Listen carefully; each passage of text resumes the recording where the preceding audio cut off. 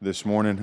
First and foremost, want to start off by thanking everyone at Autzen who made Saturday night just a great night, great atmosphere. Certainly everyone there I know had a good time, and our players, our prospects, certainly they love that. They love the atmosphere, and they can't stop talking about it. So hope to have another great showing tonight, or I'm sorry, not tonight, Saturday. Saturday can't get here soon enough to have another great opportunity. For us, just watching the game itself, some good stuff. Obviously, there were explosive plays on both sides of the ball. Took advantage of turnovers. Special teams play continues to improve, minus the one fumble that we had with the ball skipped off our one player. So it should be something that we're better at in communication. And at the same time, saw a lot of guys play with lots of room to improvement. I think what we gathered from the tape, sure, we're getting better, but we still haven't seen our best football. We still haven't seen our best performance. So quickly, our sights set on Montana. I'll get to schematically and personnel-wise, all the things about them.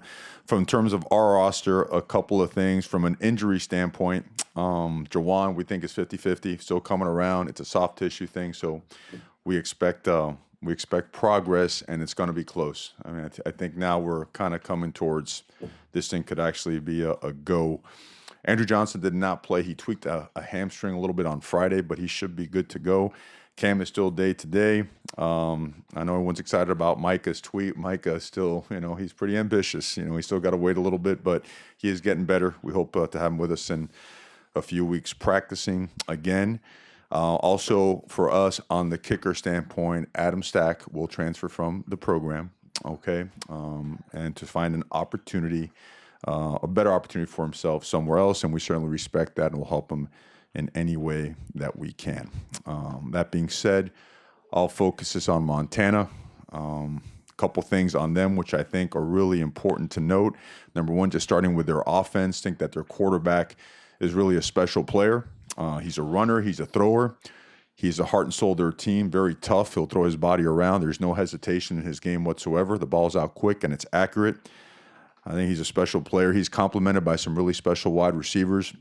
In fact, their slot, I think, has the opportunity to break the all-time receptions record this season. He's on pace to do so, but very explosive at the slot position and very long, athletic, and fast outside.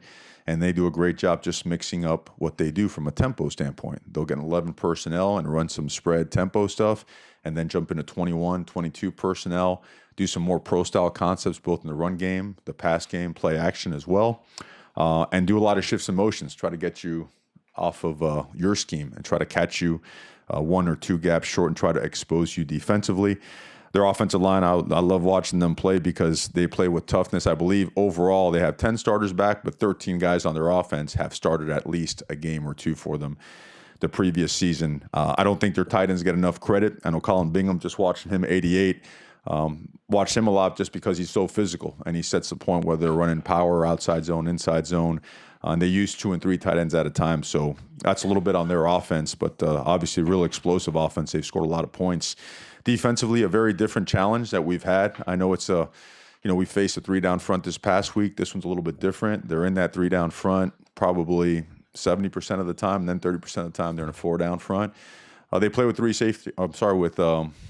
3. Yeah, they have a couple three safeties at a time in the game to complement their 2 corners. So 5 DBs at a time with 3 down linemen and 3 linebackers. One of those linebackers will move up on the line of scrimmage to present their 4-down package as well. But it all starts with number 33, Donte Olson, just a hard-nosed, tough, physical, fast, instinctive football player, manning up the middle of that defense right there.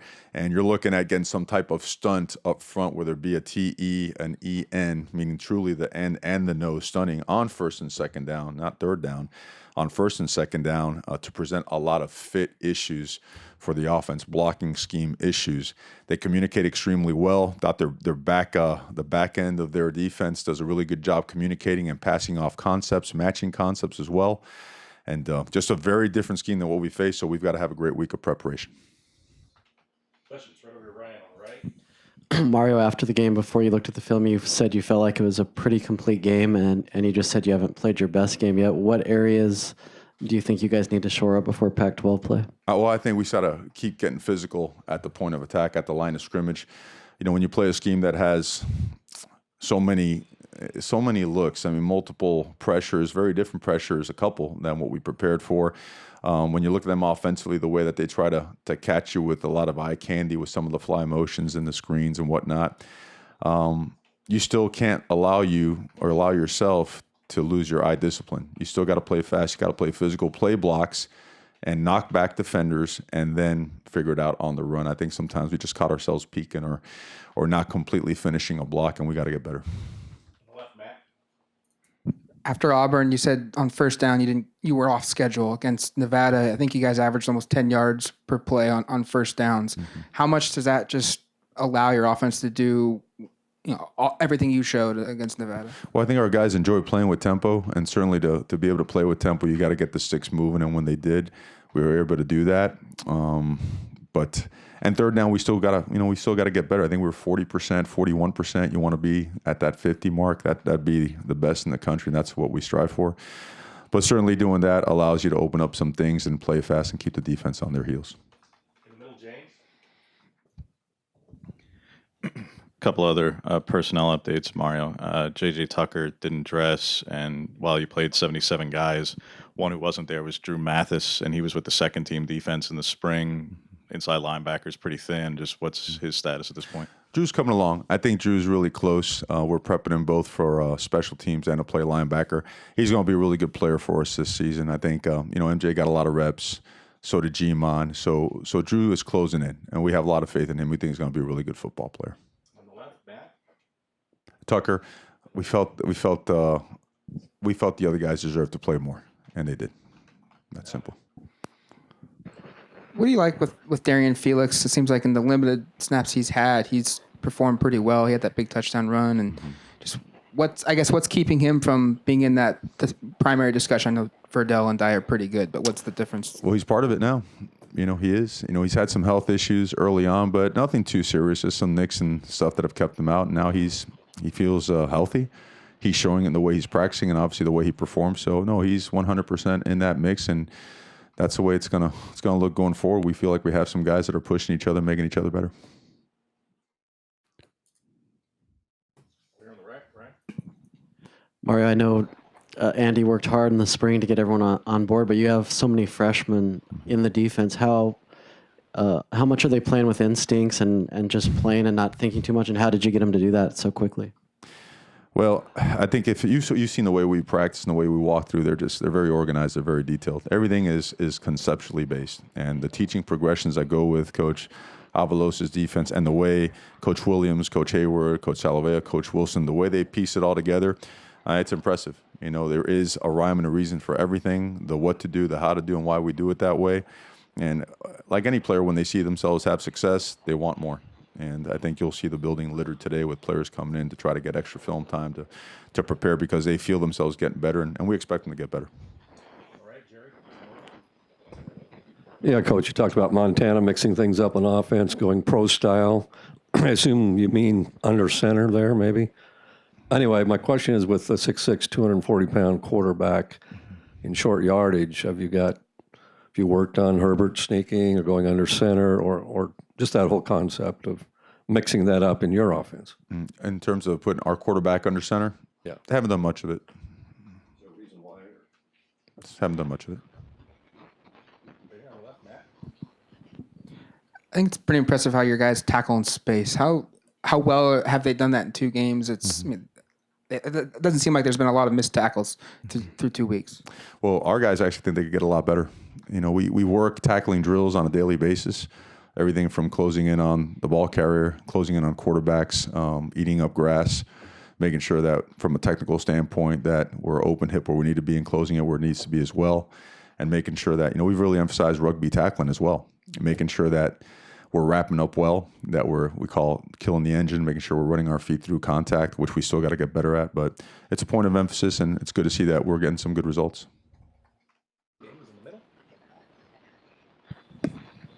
Last season, Mario, the talent and results in the secondary weren't totally matching up.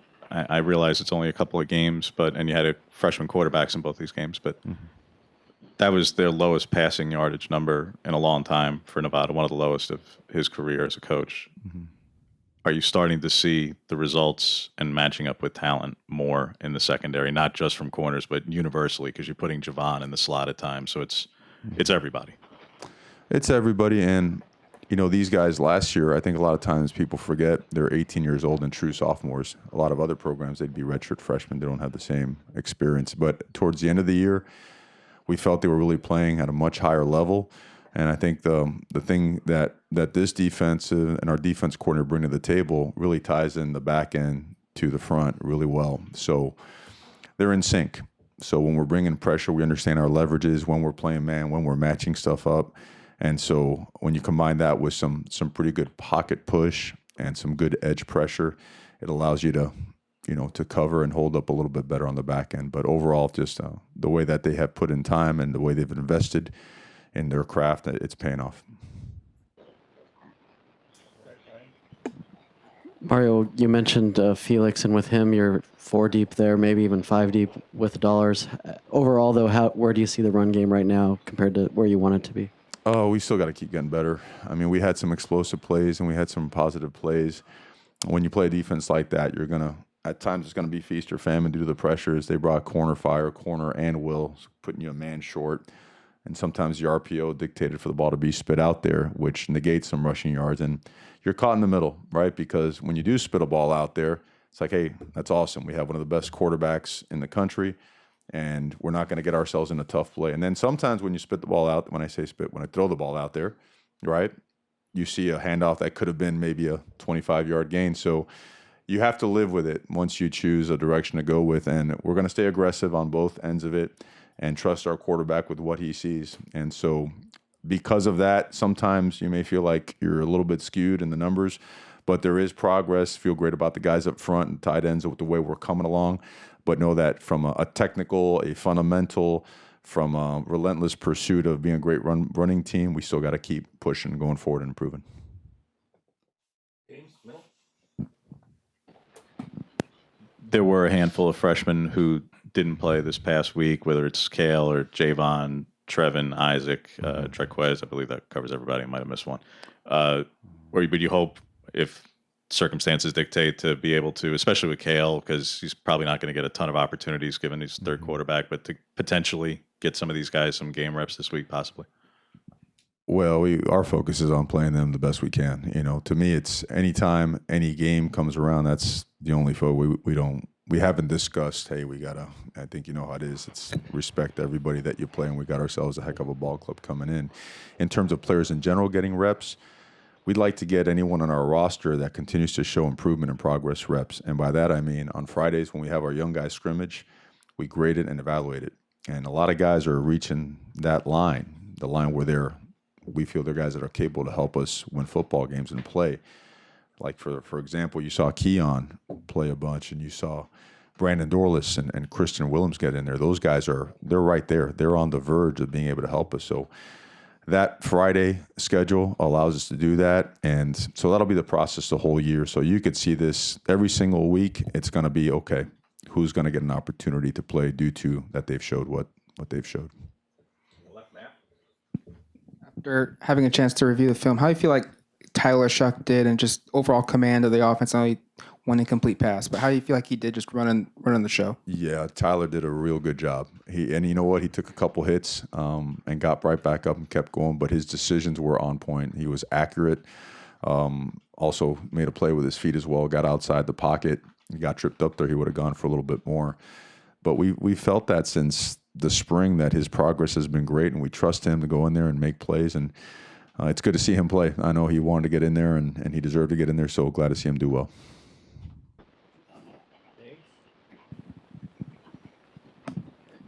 Realize it's a very small sample, Mario, but because Kayvon had talked so much about having really, really high goals, and I know Auburn really avoided that side of the field and getting away from him and stuff, and he made the big play on the punt this past weekend. But he had talked about being extremely disruptive, and I know there's a long season to go. But what have you seen from him on tape? How is he handling the not getting that sack yet when he had a very lofty goal of the number of sacks that he was looking for this season? Well, I think he's handling it like he has to handle it. The bottom line is he knows that him, like everybody on our team, has to work and get better.